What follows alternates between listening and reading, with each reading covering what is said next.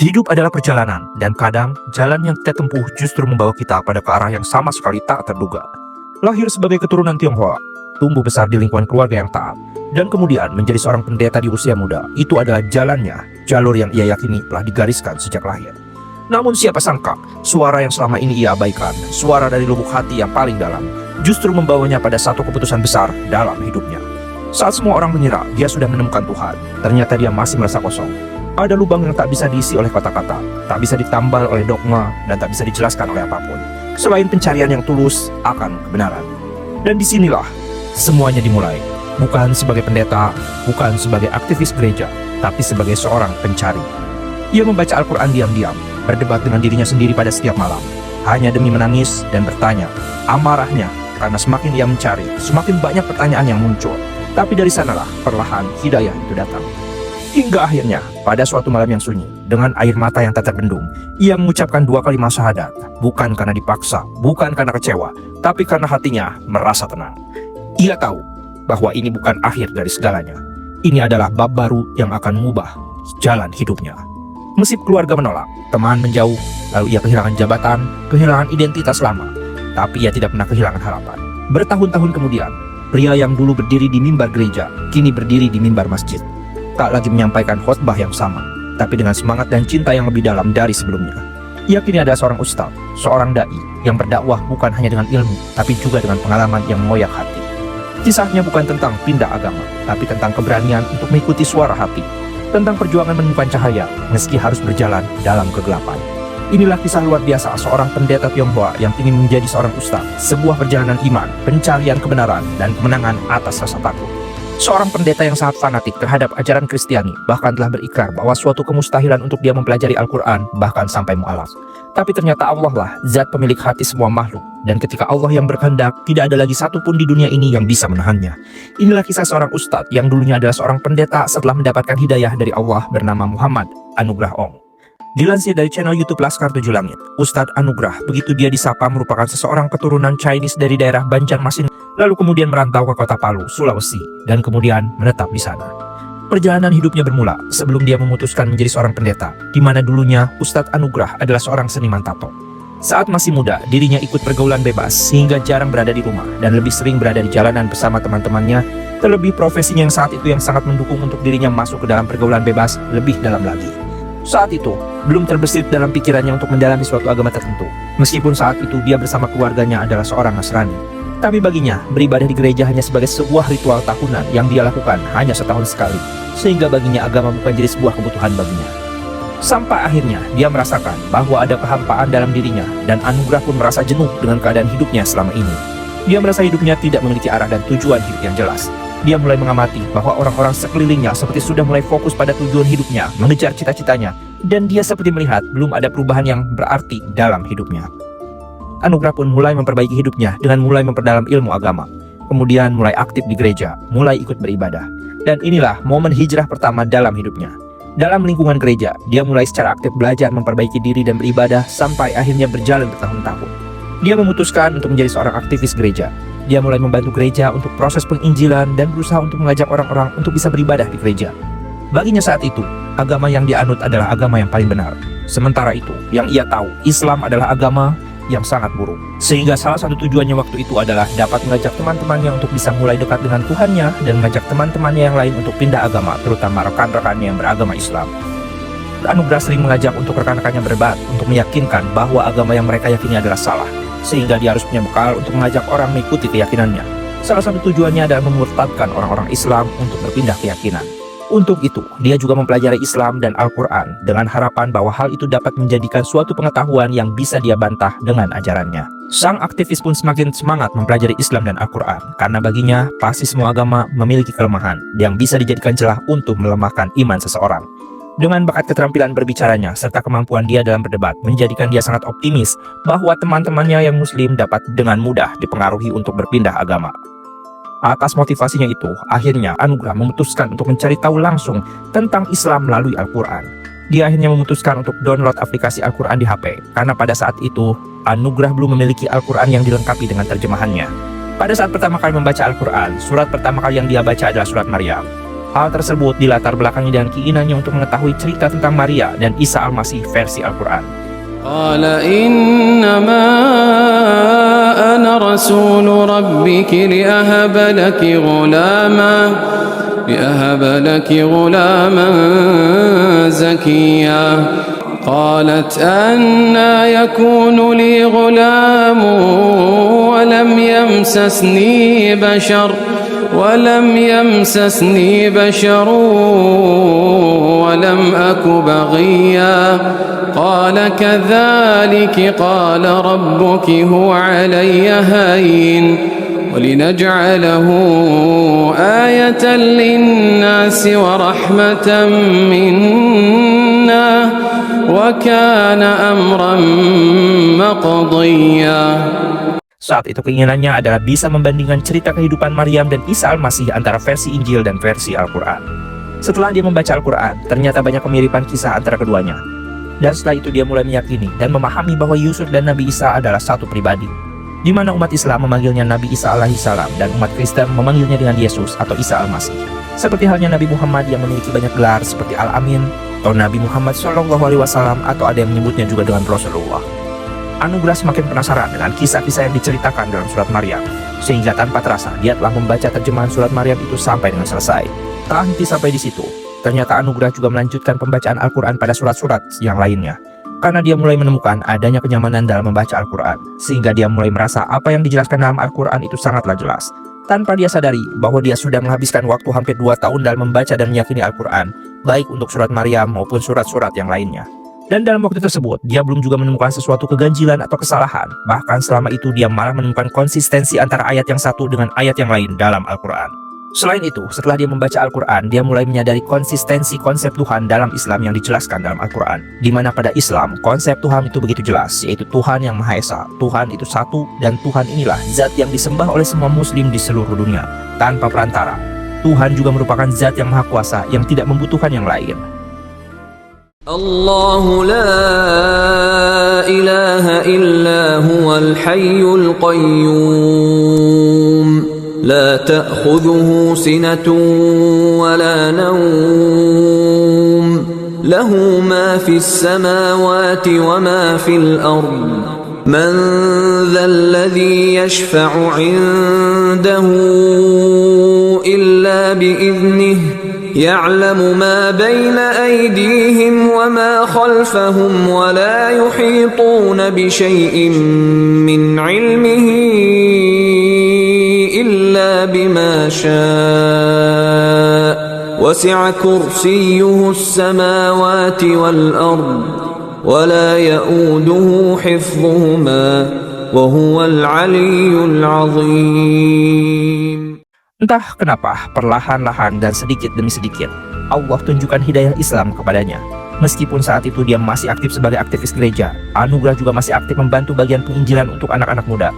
Pada saat itu juga, aktivitas gereja terus berjalan seperti biasa, tapi di sisi lain, Anugerah terus memahami Al-Quran, karena sekarang dia sudah merasakan adanya rasa penasaran yang tidak bisa terbendung dalam memahami Al-Quran. Puncaknya, kebahagiaan Anugerah selama menjadi seorang aktivis gereja hampir sempurna. Dia memiliki keluarga yang harmonis, usaha yang berkembang pesat, ekonomi keluarga yang stabil, serta kegiatan di gereja yang sudah sangat terarah dan juga teratur. Sampai akhirnya terjadi sebuah musibah besar yang menghantam Palu, yaitu gempa besar yang disusul dengan tsunami. Musibah itu benar-benar meluluh lantahkan kota Palu pada saat itu. Masih ingat dalam benaknya hari itu, tanggal 28 September 2018, langit Palu tampak cerah, anak-anak bermain, orang-orang beraktivitas seperti biasa. Tak ada yang menyangka bahwa hari itu akan mengubah segalanya. Pada pukul 18:02 waktu Indonesia bagian tengah, bumi mulai bergetar, bukan hanya sebentar, tapi mengguncang dengan kekuatan 7,4 magnitudo. Jalan-jalan terbelah, bangunan runtuh, dan teriakan mulai menggema di antara puing-puing. Namun guncangan itu hanyalah awal. Beberapa menit kemudian, gelombang raksasa datang menghantam. Tsunami setinggi 6 meter menerjang garis pantai Palu. Hanya dalam hitungan detik, rumah-rumah pun lenyap. Masjid, sekolah, pasar, semua tersapu tanpa ampun. Air itu datang tak diundang, membawa maut, membawa duka, dan menyisakan kehancuran yang tak bisa dibayangkan. Namun yang lebih mengerikan adalah fenomena yang jarang terjadi, likuifaksi. Tanah padat tiba-tiba berubah menjadi lumpur, rumah-rumah, jalan raya, bahkan ribuan manusia tenggelam tanpa sempat berlari. Di Balaroa, Petobo, dan juga Jono Oge, seluruh perkampungan seperti ditelan bumi, seolah tak pernah ada di sana. Mereka yang pagi harinya bercengkrama dengan keluarga, malamnya sudah menjadi bagian dari sejarah kelam yang tak bisa dihapus. Lebih dari ribuan jiwa meninggal dunia, ribuan lainnya hilang, dan lebih dari puluhan ribu orang kehilangan tempat tinggal. Tangisan terdengar di setiap sudut kota. Ada yang mencari anaknya, ada yang menggali dengan tangan kosong, berharap menemukan ibunya, dan ada pula yang hanya duduk diam karena tak ada lagi yang bisa ditangisi. Namun di tengah puing, di antara reruntuhan, ada cahaya harapan. Tangan-tangan saling menggenggam. Bantuan datang dari segala penjuru negeri. Mereka tak saling kenal, tapi bersatu dalam duka. Gempa Palu bukan hanya tentang bencana, tapi tentang kemanusiaan.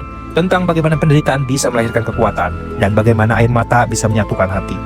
Palu, Donggala, Sigi, dan seluruh Sulawesi Tengah mungkin pernah jatuh, tapi mereka tidak hancur. Mereka bangkit, mereka berjalan, mereka belajar, dan mereka tetap berdiri. Karena dari reruntuhan akan tumbuh harapan baru. Pasca tsunami Palu, Anugrah beserta keluarga memutuskan untuk pindah ke kota lain, dan di kota tersebut, kehidupan baru sang ustadz pun beserta keluarga kembali dimulai. Anugrah kembali mendapatkan hal-hal yang membuat hidupnya semakin nyaman, seperti jabatan yang terhormat, fasilitas kendaraan, dan tempat tinggal yang nyaman. Hampir semua kebutuhannya tercukupi. Dalam kondisi hidup seperti itu, Anugrah mulai kembali mendalami Al-Quran, dan entah kenapa, mulai timbul dalam hatinya untuk bisa mendalami Islam secara keseluruhan. Setelah proses hampir 2 tahun mendalami Islam serta Al-Quran, entah kenapa dia mulai merasa ada hal yang mengganjal dalam dirinya. Niatnya dalam mempelajari Al-Quran untuk menemukan kesalahan justru malah menjadi niatnya untuk mencari kebenaran yang seutuhnya. Tapi pada saat itu, Anugrah belum betul-betul memantapkan hatinya untuk memeluk Islam. Karena baginya ini seperti masih terlalu dini untuk dia menanggalkan keyakinannya yang lama dan berpindah pada keyakinan yang baru. Apalagi keyakinan yang baru ini adalah keyakinan yang sedari dulu diyakini sebagai suatu agama yang buruk. Dia mulai meyakini bahwa Tuhan itu Esa dan dia mulai beriman kepada Tuhan yang Maha Esa. Tapi dia masih belum mengimani tentang Nabi Muhammad SAW. Saat itu dia masih mengambil kesimpulan bahwa ada kesamaan konsep dalam Islam dan juga Kristen, bahwa umat keduanya meyakini bahwa tentang iman kepada Tuhan. Lalu kemudian hal lain yang membedakan adalah tentang sosok Nabi Muhammad SAW yang menjadi manusia paling mulia di agama Islam. Dia mulai mencari tahu tentang Nabi Muhammad SAW dan ingin membandingkannya dengan Nabi Isa. Tidak banyak yang ia ketahui tentang Nabi Muhammad SAW. Justru selama itu yang ia ketahui tentang Rasulullah adalah sosok yang sangat negatif baginya. Seperti karena Rasulullah menikah dengan anak di bawah umur. Selain itu, dalam benaknya saat itu belum ada rasa penasaran untuk mengetahui lebih lanjut tentang alasan Rasulullah SAW menikahi Siti Aisyah yang saat itu masih di bawah umur. Entah kenapa, Anugrah masih menyimpan rasa benci kepada Rasulullah, padahal tidak banyak yang ia tahu tentang sosok paling mulia itu. Selain tentang Rasulullah, entah kenapa kebenciannya terhadap Islam kembali muncul karena dia sering mendengar azan. Baginya azan ini sangat mengganggu. Kenapa untuk memanggil orang yang ibadah harus seribut itu dan sesering itu dalam sehari semalam? Dia merasa sangat terganggu atas suara-suara azan itu. Allahu Akbar, Allahu Akbar. Anugrah mulai meyakini bahwa Islam itu adalah agama yang benar, tapi beberapa hal dalam Islam masih belum bisa ia terima sepenuhnya. Entah kenapa, justru sekarang kebimbangan dalam hatinya malah semakin terasa. Dia sudah mulai mengurangi kegiatannya di gereja. Dia mulai merasa tidak nyaman dan merasa sudah tidak sepemikiran tentang apa yang diajarkan kepadanya selama ini. Anugrah mulai mengurangi frekuensi kehadirannya di gereja, bahkan tak jarang dia justru tidak hadir dalam acara-acara gereja. Perubahan itu sepertinya mulai dirasakan oleh sang istri, di mana sang istri masih aktif dengan kegiatan-kegiatannya di gereja. Bahkan beberapa zaman mulai menanyakan keberadaan Anugrah yang mulai sering tidak hadir dalam acara tersebut. Sang istri pun mulai menyadari perubahan besar dari sikap suaminya itu, dan sepertinya mulai merasakan bahwa ada kegelisahan besar yang sedang disembunyikan oleh sang suami. Pencarian cahaya Islam Anugrah sepertinya tak berhenti sampai di situ. Dia ingin benar-benar tahu siapa itu Nabi Muhammad SAW. Dia ingin benar-benar tahu siapa itu sosok Nabi Muhammad SAW dan kenapa seluruh kaum muslim begitu mengaguminya, sampai akhirnya jalan takdir mempertemukannya dengan seorang ulama besar dari Jember. Dengan keinginan dan rasa penasaran yang tinggi, Anugrah mencari cara agar bisa bertemu dengan ulama tersebut untuk dapat menanyakan langsung bagaimana sosok Nabi Muhammad SAW. Dan seperti benar-benar menemui jalan keislamannya, Anugrah berhasil menemui ulama tersebut dan langsung berbincang intens untuk mencari tahu semulia apa sosok Rasulullah SAW. Sang ulama pun memberikan kesempatan kepada Anugrah untuk menanyakan apapun tentang Rasulullah. Dan tidak terasa perbincangan itu pun terjadi bukan hanya sekali tapi berkali-kali hingga hampir seminggu penuh Anugrah dan sang ulama bertemu dan menggali tentang Rasulullah. Dengan detail sang ulama menjelaskan semua hal yang menjadi pertanyaan besar dari diri Anugrah, termasuk tentang alasan mengapa kita dianjurkan membaca sholawat kepada Rasul dan meminta syafaatnya. Setelah pembicaraan panjang lebarnya dengan sang ulama, Anugrah menarik kesimpulan bahwa Nabi Muhammad SAW dan Nabi Isa memiliki kesamaan, yaitu sama-sama memerintahkan untuk menyembah Tuhan yang sama dan bukan memerintahkan umatnya untuk menyembah mereka. Dari situ hati Anugrah mulai bergetar, batinnya tersentak, dan dia mulai menemukan kembali fakta tentang konsistensi Islam dalam berbagai sumber. Setelah itu, dia semakin yakin akan keyakinannya tentang Islam. Hal ini pun langsung dia utarakan kepada istrinya. Dia memutuskan untuk mengajak istrinya untuk bersahadat bersama-sama. Tetapi sepertinya ujian keyakinan kembali dihadapkan pada Anugrah, di mana sang istri yang dulunya adalah seorang muslim, dan atas ajakan Anugrah, akhirnya sang istri memutuskan untuk menjadi seorang Nasrani. Sepertinya sang istri mulai merasakan nyaman dengan agama barunya, maka ada penolakan saat Anugrah akan mengajak kembali istrinya untuk menjadi seorang mu'alaf. Saat ini, dia merasa pemahamannya tentang Al-Quran dan Islam masih sangat jauh dari cukup untuk kembali meyakinkan istrinya dalam memeluk Islam. Karena sang istri sebelumnya adalah seorang muslim, maka ternyata pemahamannya tentang Islam jauh di atas Anugrah. Tetapi tekadnya untuk merangkul sang istri menjadi seorang mu'alaf tak berhenti sampai di situ. Anugrah pun mendatangi seorang ulama besar dan juga populer dengan harapan bisa membawa sang istri untuk sama-sama menjadi seorang mu'alaf. Jalan menuju keislaman pun akhirnya semakin terbuka, di mana sang istri akhirnya mau untuk menjadi mu'alaf bersama Anugrah. Anugrah pun kembali menemui sang ulama besar beserta istrinya untuk bisa dibimbing bersyahadat. Tepatnya di tahun 2019, akhirnya Anugrah dan sang istri pun bersyahadat dibimbing oleh sang ulama dan disaksikan oleh jamaah ulama tersebut. Setelah Anugrah bersyahadat, Anugrah benar-benar merasakan ketenangan batin yang belum pernah ia rasakan sebelumnya. Kegelisahan dan juga kegalauan yang telah ia pendam selama hampir 2 tahun akhirnya tuntas saat dia bersama sang istri melafalkan 2 kalimat syahadat. Hidayah adalah milik Allah. Bagaimana bisa seseorang yang tadinya sangat membenci Islam dan bersumpah untuk mencari kelemahan Islam dan Al-Quran justru malah memutuskan bersahadat dan meyakini sepenuh hati bahwa Islam adalah agama yang selama ini dia cari. Perjuangannya menjadi seorang muslim ternyata belum berakhir. Anugrah benar-benar harus banyak belajar tentang Islam, tentang tata cara berwudu, tentang sholat, dan membaca Al-Quran. Dia mulai mencari-cari informasi tentang tata cara wudu dan sholat yang benar, baik melalui buku, ustadz, bahkan melalui channel-channel digital. Tekad dan keyakinannya untuk menjadi seorang muslim seutuhnya benar-benar sudah bulat. Saat pertama kali dia merasakan wudu, dia merasakan ketenangan dalam hatinya dan merasakan kesejukan dalam raganya. Meskipun saat itu wudunya masih berantakan, dia masih belum bisa menghafal urutan gerakan membasuh anggota tubuh dalam berwudu. Tapi baginya ini adalah sebuah proses. Dan untungnya sang istri dulunya adalah seorang muslim dan masih memahami tentang gerakan wudu sehingga sedikit demi sedikit dapat memberitahunya. Setelah itu, Anugrah pun belajar untuk mendirikan sholat. Dia benar-benar tidak hafal dengan semua bacaan sholat. Dia pun memutuskan untuk ikut sholat berjamaah agar dia bisa meniru gerakan-gerakan sholat dari jamaah yang lainnya. Pada saat itu, dia mulai mengikuti sholat berjamaah setiap waktu sholat datang, dan dia merasakan kesejukan dalam dirinya meskipun masjid yang dia gunakan tidak menggunakan pendingin ruangan. Tapi disinilah dia merasakan kenikmatan menjadi seorang muslim. Menurutnya, gerakan sholat yang menjadi favorit utamanya adalah sujud, karena pada saat itu dia benar-benar merasakan satu titik penghambaan dirinya kepada Sang Pencipta. Dia merasakan detik demi detik sujudnya adalah bentuk penghambaan dia kepada Allah Subhanahu wa Ta'ala. Dan pada saat sujud, dia juga merasakan ada hal yang berbeda yang belum pernah dia rasakan sebelumnya. Dan pada akhirnya, dia pernah berdiri di atas mimbar, menggenggam kitab suci dengan tangan gemetar. Dia berbicara lantang, bukan tentang cinta, bukan tentang harapan, tapi tentang kebencian. Kebencian terhadap sesuatu yang tidak benar-benar ia kenal, tentang Islam. Setiap hari, ia mengecam azan yang menggema dari masjid terdekat. Setiap kali melihat wanita berhijab di jalan, ia mencibir. Ia menganggap Islam agama kegelapan, penuh kekerasan, penuh kebohongan. Tapi apakah ia benar-benar tahu? Ataukah ia hanya mewarisi dari ketidaktahuan yang dibungkus dalam jubah keagamaan? Semua berubah ketika ia memutuskan membaca Al-Quran. Awalnya, hanya untuk mencari kesalahan. Ia pikir buku ini akan mudah kerobek dengan logika. Namun halaman demi halaman, ia malah menemukan ketenangan. Kata-kata yang ia kira adalah pengusik justru menyentuh hatinya.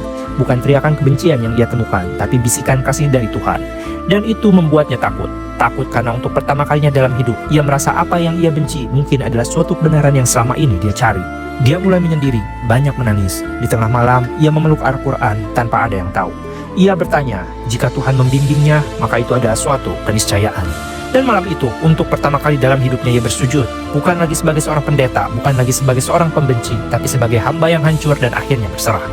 Kalimat syahadat pun akhirnya keluar dari seorang Anugrah beserta keluarganya. Lafaz itu keluar dari mulutnya dengan penuh tangis, bukan karena terpaksa, tapi karena akhirnya ia pulang. Hari itu bukan hanya tentang menjadi seorang mu'alaf, tapi ia lahir kembali, meninggalkan identitas selamanya, dan menanggalkan semua jabatan, status, bahkan keluarganya demi satu hal, kebenaran yang mengetuk hatinya dengan lembut tapi pasti. Dan benar, setelah itu hidupnya tidak mudah. Ia dijauhi, dicaci, bahkan bisa dianggap tak sama lagi. Tapi ia tidak goyah, karena semua yang hilang justru menemukan sesuatu yang tak pernah ia miliki sebelumnya, yaitu kedamaian. Kedamaian yang tak datang dari dunia, tapi datang dari Allah. Dari kisahnya kita belajar satu hal yang paling penting. Hidayah tidak mengenal siapa kamu, tidak mengenal masa lalu kelammu, tidak peduli seberapa keras kamu membenci. Jika Allah berkehendak membuka pintu hatimu, maka tak ada seorang pun yang bisa menutupnya. Dan sekarang, ia hidup dalam keheningan, jauh dari sorotan, tak lagi berdiri di atas mimbar, tapi bersimpu dalam sujud setiap malam. Bukan lagi berbicara dengan amarah, tapi berbisik kepada Tuhannya dengan cinta. Ia pernah menolak Islam dengan seluruh jiwa, tapi sekarang, ia mencintai Islam lebih dari apapun yang pernah ia cintai. Kisah ini bukan sekedar tentang seorang pendeta yang menjadi mu'alaf, tapi ini adalah sebuah kisah tentang pencarian dan tentang kejujuran hati.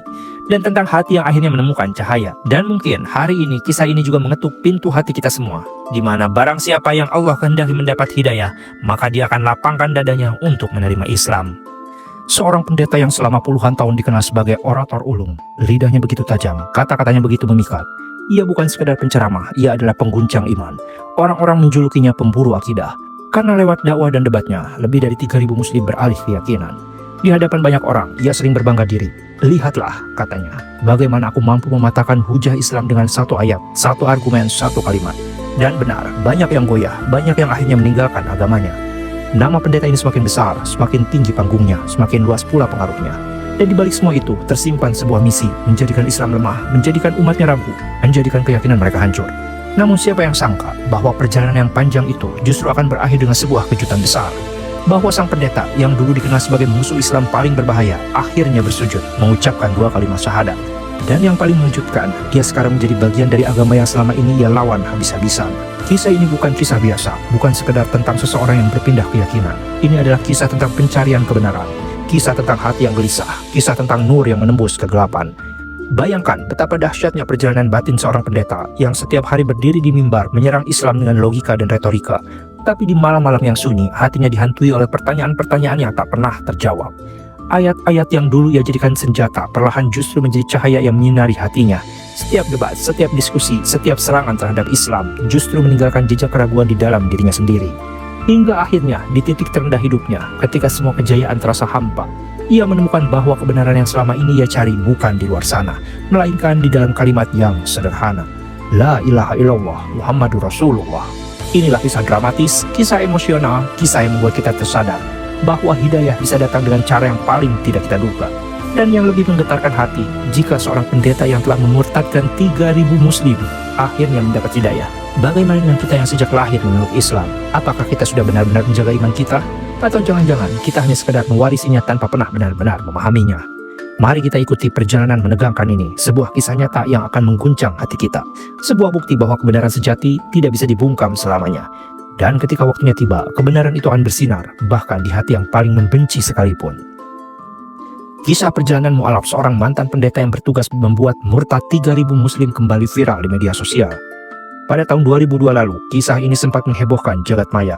Siapa yang sangka tugasnya berakhir sejak mu'alaf? Dilansir dari halaman TV News edisi 2 Mei 2025 yang juga dilansir dari YouTube channel YouTube RJL5 Fajar Aditya.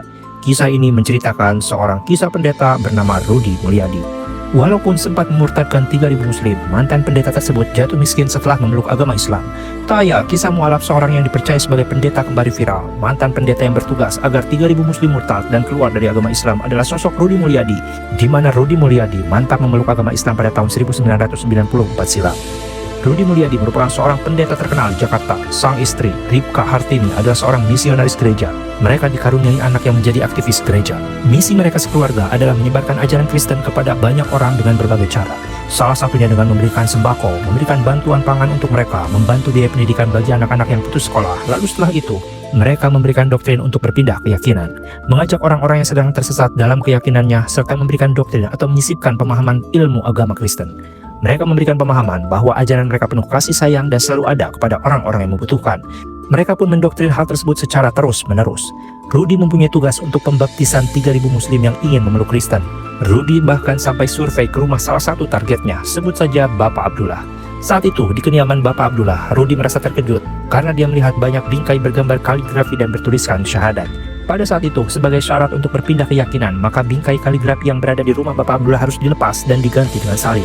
Sepulangnya dari rumah salah satu jamaahnya tersebut, Rudy hendak pulang ke rumah dengan mengendarai mobilnya, dan selama dalam perjalanan, Rudy mendengar bisikan 2 kalimat syahadat pada telinganya.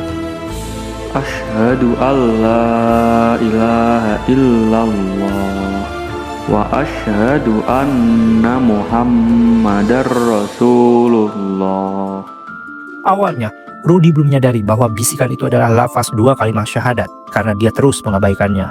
Tapi entah kenapa, suara tersebut malah terus terngiang di telinganya sampai di rumah, bahkan sampai Rudi hendak tidur di kamarnya. Bisikan serupa terus muncul dan mendengung dengan kencang di telinga Rudi. Rudi pun berdoa dengan caranya sebagai seorang pendeta. Saat berdoa, ternyata bisikan itu tetap ada. Akhirnya, Rudi pun meminta bantuan rekannya untuk didoakan kepada teman-teman sesama pendeta agar imannya tidak luntur. Tetapi ternyata setelah ia didoakan dengan rekan pendetanya, bukannya suara tersebut hilang, tapi bisikan tersebut malah semakin menggema terus-menerus. Semakin hari, suara itu bukannya semakin menghilang, tetapi malah semakin sering terdengar di telinga Rudi. Ketika dia mau makan, mau tidur, mau mandi, bahkan ketika khutbah di gereja pun masih ada dan selalu ada dengan ucapan yang sama, yaitu syahadat. Seiring berjalannya waktu, Rudi pun semakin resah terhadap bisikan tersebut. Pada akhirnya, ia merasa penasaran tentang arti dari dua kalimat syahadat tersebut. Rudi pun mulai mencari tahu lewat buku-buku tentang Islam, mulai dari sejarah Islam, tentang Nabi Muhammad, ketauhidan, dan satu buku yang menarik perhatiannya adalah kehidupan setelah kematian. Bisikan tersebut membuat Rudi terus mencari kebenaran tentang agama Islam pada tahun 1988 hingga 1994 silam. Semakin dekat dengan Islam, Rudi menyentuh terjemahan dalam Al-Quran. Rudi mulai membaca ayat-ayat Al-Quran dengan seksama sampai tidak terasa Rudi menyelesaikan bacaan terjemahan Al-Qurannya dari juz 1 sampai juz 30. Rudi benar-benar mencari kebenaran itu, tapi dia masih merahasiakan tentang pencariannya saat itu dari seluruh keluarganya. Seluruh keluarganya mulai melihat ada kegelisahan yang disembunyikan oleh seorang Rudi. Sang istri dan anak-anaknya paham betul dengan sosok kepala keluarga mereka, tapi kali ini tidak ada yang berani bertanya kepada Rudi tentang apa yang sebenarnya terjadi. Rudi seperti menutup rapat-rapat misinya saat itu. Semua keluarga tidak ada yang mengetahuinya. Setelah Rudi benar-benar meyakini tentang apa yang sedang dia dalami, maka saat itulah Rudi mulai menceritakannya kepada anak dan istrinya. Malam itu terlihat biasa, tiba-tiba Rudi meminta seluruh keluarganya berkumpul dan seperti disambar petir, Rudi menyatakan kepada seluruh keluarganya bahwa dia sudah masuk Islam. Hal itu sontak membuat seluruh keluarganya terperanjat, tak terkecuali sang istri yang merupakan seorang penginjil. Berita itu seolah-olah pukulan keras yang menghantam seluruh raganya, dan malam itu pertengkaran pun tak terelakkan. Dan keluarga yang selalu harmonis itu pun seolah terpecah, dan keharmonisan itu pun seolah sirna. Setelah malam itu, ketegangan di rumah Rudi tidak terelakkan lagi. Anak laki-laki Rudi bersikeras agar Rudi kembali ke agama Kristen, dan sang istri pun mengadu kepada gereja bahwa Rudi telah mualaf. Mendengar hal tersebut, pihak gereja yang mendengar itu seperti tidak terima, dan Rudi pun didatangi oleh rekan-rekan pendetanya. Tapi pada saat ditemui oleh rekan-rekan pendetanya, Rudi memperlihatkan wajah tenang, meskipun ketujuh rekannya tersebut memperlihatkan muka yang marah bercampur kesal, terlebih istri dan anak laki-lakinya. Rudi yang merupakan seorang kepala rumah tangga yang otoriter, tiba-tiba sikapnya berubah setelah dia memeluk Islam. Dengan tenang, Rudi mengajak duduk semua teman-temannya untuk berdiskusi santai. Namun kondisi sudah mencekam, mengundang reaksi tetangga, sehingga perbincangan dan diskusi pun urung terjadi. Dengan kelakarnya, Rudi mengatakan sesi waktu diskusi yang tepat pada hari kiamat. Perubahan sikap Rudi pun semakin terlihat. Aura wajahnya menyeretkan ketenangan dan kedamaian, sehingga kedua anak perempuan Rudi akhirnya juga memutuskan untuk mualaf seminggu setelah Rudi bersyahadat. Namun sang ibu dan anak laki-laki Rudi masih bertahan pada agama Kristen, bahkan sampai mengancam Rudi untuk bercerai akibat kondisi keyakinan keluarganya yang sudah berbeda. Setelah 3 bulan berdebat, mereka mengaku kalah atas Rudi dan mengatakan seluruh pertanyaannya terjawab di agama Islam, dan mereka sekeluarga pun telah resmi menjadi mualaf. Setelah mengetahui bahwa Rudi beserta keluarga telah memeluk agama Islam, cobaan berat pun menghantui keluarga mereka. Pihak gereja langsung menarik seluruh aset berharga akibat tidak terima Rudi sekeluarga memeluk agama Islam. Rudi beserta sang istri harus kehilangan pekerjaannya karena mereka memang bekerja untuk gereja. Semua fasilitas pun kembali diserahkan ke gereja berupa rumah, mobil, dan segala sesuatu yang mereka miliki. Mereka sekeluarga pun pindah dari rumah mereka ke sebuah kontrakan kecil dengan hanya membawa pakaian. Seluruh pihak keluarga dan sanak saudara yang beragama Kristen pun juga menolak keberadaan Rudi sekeluarga. Tetapi mereka meyakini bahwa ini semua adalah konsekuensi atas keyakinan yang menurut mereka adalah benar, sehingga tidak ada ketakutan bagi mereka untuk menghadapi semua itu. Mereka meyakini bahwa sekarang mereka menyandarkan hidupnya pada Allah, pada Tuhan pemilik alam semesta dan Tuhan yang Maha Kaya. Dan akhirnya seorang pria yang dulu berdiri di mimbar gereja begitu lantang mengumandangkan keyakinannya, begitu gigih berjuang untuk menarik umat Islam keluar dari agamanya. Selama bertahun-tahun, ia berhasil memurtadkan ribuan jiwa, lebih dari 3.000 muslim. Di hadapan pengikutnya ia dipuji, diagungkan, bahkan dianggap sebagai pahlawan. Namun siapa sangka, justru puncak kesuksesan itulah hatinya mulai gelisah.